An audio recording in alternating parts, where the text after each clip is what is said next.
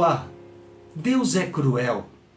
O que justifica a ordem de Deus de matar tanta gente inocente lá no Antigo Testamento, nas guerras intermináveis que aconteciam?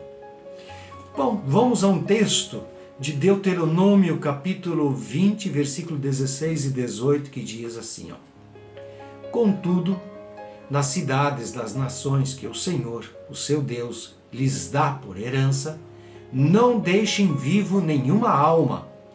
Conforme a ordem do Senhor, o seu Deus, destruam totalmente os hititas, os amorreus, os cananeus, os ferezeus, os heveus e os jebuseus. Senão, eles os ensinarão a praticar todas as coisas repugnantes que eles fazem quando adoram os seus deuses, e vocês pecarão contra o Senhor, contra o seu Deus. Bom, em primeira instância, nós poderíamos, de fato, observando as matanças realizadas, por exemplo, na tomada de Jericó, concluir que Deus é cruel, e muito. Lá em Josué capítulo 6, versículo 21 diz, consagraram a cidade ao Senhor, destruindo ao fio da espada homens, mulheres, jovens, velhos, bois, ovelhas e jumentos, todos os seres vivos que nela havia. Nessa alegação bíblica, ela se indispõe, eu diria, a outros textos na Bíblia, que afirmam, por exemplo, que Deus é amor, que Deus é compassivo, está lá nos Salmos, que Deus é misericordioso, está lá descrito inclusive no Deuteronômio, que Deus é tardio em irar-se, no Êxodo e em Naum e assim por diante. Agora, resta a pergunta, então se Deus é compassivo, bom, amor, é misericordioso, por que Ele autorizou a morte, eu diria a matança de todo o povo cananita, que eu citei há pouco? A resposta é simples. Ela está em Êxodo capítulo 20, versículo 3 a 6, e diz o seguinte, Êxodo 3, 23 a 6, Não terás outros deuses além de mim, não farás para ti nenhum ídolo, nenhuma imagem de qualquer coisa no céu, na terra ou nas águas debaixo da terra. Não te prostrarás diante delas, nem lhes prestarás culto, porque eu, Senhor teu Deus, sou Deus zeloso, que castiga os filhos pelos pecados de seus pais, até a terceira e quarta geração daqueles que me desprezam.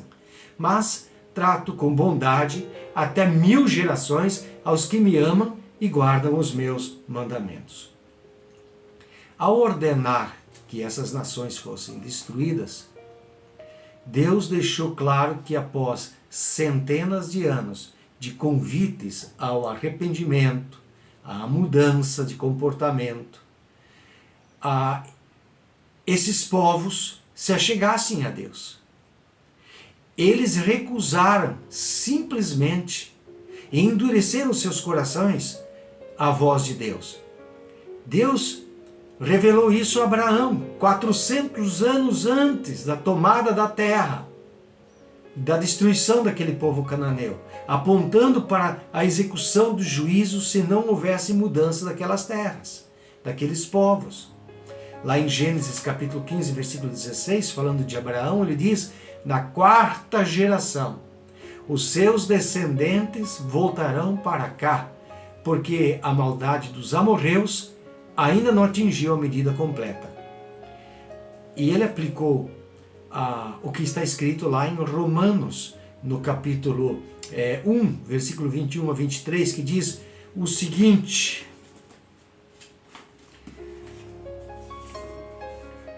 porque, tendo conhecido a Deus, não o glorificaram como Deus, nem lhe deram graças, mas os seus pensamentos tornaram-se fúteis e os seus corações insensatos se obscureceram. Dizendo-se sábios, tornaram-se loucos e trocaram a glória do Deus imortal por imagens feitas segundo a semelhança do homem mortal, bem como de pássaros, quadrúpedes e répteis. Por isso Deus os entregou à impureza sexual, segundo os desejos pecaminosos de seus corações, para a degradação dos seus corpos entre si. Trocaram a verdade de Deus pela mentira, e adoraram e serviram coisas e seres criados em lugar do Criador, que é bendito para sempre. A Bíblia, ela descreve o estilo de vida que era desprezível da parte dos cananeus. E isso como advertência a Moisés. Lá em Levíticos, capítulo 18, o versículo 21 a 25, diz o seguinte: não entregue os seus filhos para serem sacrificados a Moloque. Não profanem o nome do Senhor seu Deus. Eu sou o Senhor. Não se deite com o homem como quem se deita com uma mulher. É repugnante. Não tenha relações sexuais com um animal, contaminando-se com ele. Mulher nenhuma se porá diante de um animal para juntar-se com ele. É depravação. Não se contaminem com nenhuma dessas coisas, porque assim se contaminaram as nações que eu vou expulsar da presença de vocês. Até a terra ficou contaminada, e eu castiguei a sua iniquidade, e a terra vomitou seus habitantes. Então se percebe que quem habitava a terra de Canaã, na época que o povo de Israel a possuiu, ou a tomou como herança para si, era um povo que foi avisado, que foi advertido, foi convidado ao arrependimento, mas eles simplesmente se decidiram permanecer nas suas escolhas erradas e obtusas. Eles eram um povo violento. Esse conglomerado de nações, essas 7 nações que eu li lá no início do nosso vídeo, que foi ordenado a Josué matar e totalmente extirpar e destruir da face da terra, eram povos cruéis, eram devassos, eram sensuais, eram povos sem compaixão, da pior estirpe, que adoravam os deuses da fecundidade da terra, entre eles Baal e a sua consorte Astarote, e inclusive ofereciam os seus filhos vivos em sacrifício, colocando-os nas fogueiras diante dos ídolos. Para ilustrar, as escavações de Gézer, feitas por arqueólogos da Fundação de Arqueologia da Palestina, revelaram um desses centros de adoração e sacrifícios. Trata-se de um local plano, de 50 metros por 40, cercado por um muro, sem cobertura, onde os cananeus eles celebravam as suas festas religiosas. Nesse sítio arqueológico descoberto, há 10 colunas de pedra bruta, representando cada uma delas um deus da sua época, onde os cananeus vinham e ofereciam sacrifícios. Agora, no local, os arqueólogos encontraram uma grande quantidade de jarros com ossadas de crianças recém-nascidas que tinham sido sacrificadas ali. Também era muito comum para a invocação e proteção dos deuses sacrificar alguém da família, especialmente crianças, e enterrar sob os alicerces da casa que estava sendo construída. E se fosse feito um prédio governamental ou uma muralha, eram sacrificadas várias crianças ou várias mulheres e enterradas sobre os muros.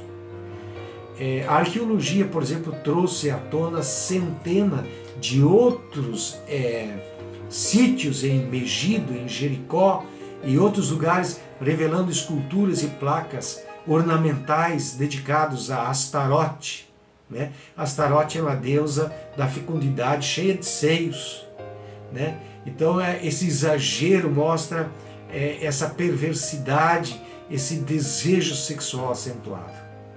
Então Deus não era um Deus cruel, ele apenas exerceu a sua justiça, o seu julgamento, porque o sangue dos inocentes chegou ao seu ouvido.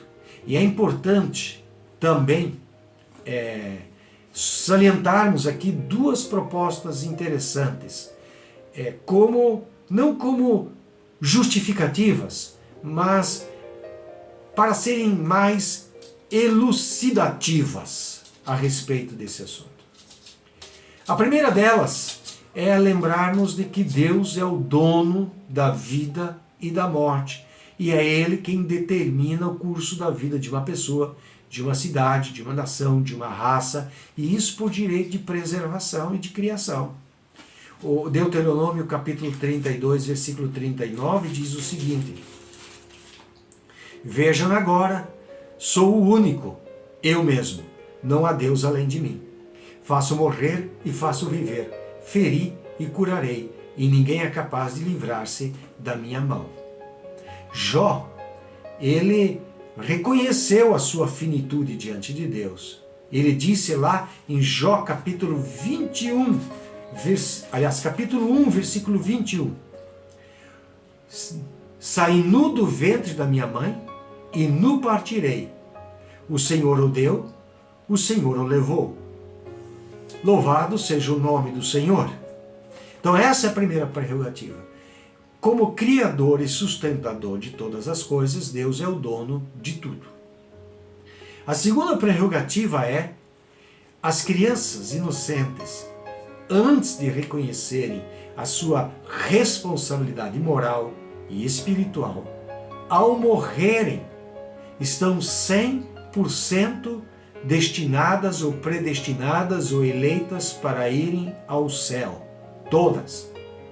Mateus capítulo 18, versículo 14, Jesus disse o seguinte: Da mesma forma, o Pai de vocês que está nos céus não quer que nenhum destes pequeninos se perca. Ainda em Mateus capítulo 18, versículo 10, no versículo antes, ele diz: Cuidado para não desprezarem um só destes pequeninos, pois eu lhes digo que os anjos deles nos céus estão sempre vendo a face do meu Pai celeste. Pode até ser um comentário hilário. Entretanto, na conquista da Palestina, Deus livrou os pequeninos da perversão da sua gente e os poupou da condenação eterna. É isso mesmo. Eu me valho de um pensamento do apóstolo Paulo que diz o seguinte: ó profundidade da riqueza, da sabedoria e do conhecimento de Deus. Quão insondáveis são os seus juízos e inescrutáveis os seus caminhos. Então a gente não entende, mas Deus, Ele age soberanamente. Antes de agir, antes de punir, antes de condenar, antes de julgar e executar, Ele sempre dá grandes sinais para promover o arrependimento e a mudança de comportamento. Então Deus é cruel? Deus não é cruel. Deus é justo. E na sua justiça, Ele executa aqueles que, por sua vez, se lhe opõem com condutas que ferem ao outro, que machucam ao outro. Deus te abençoe.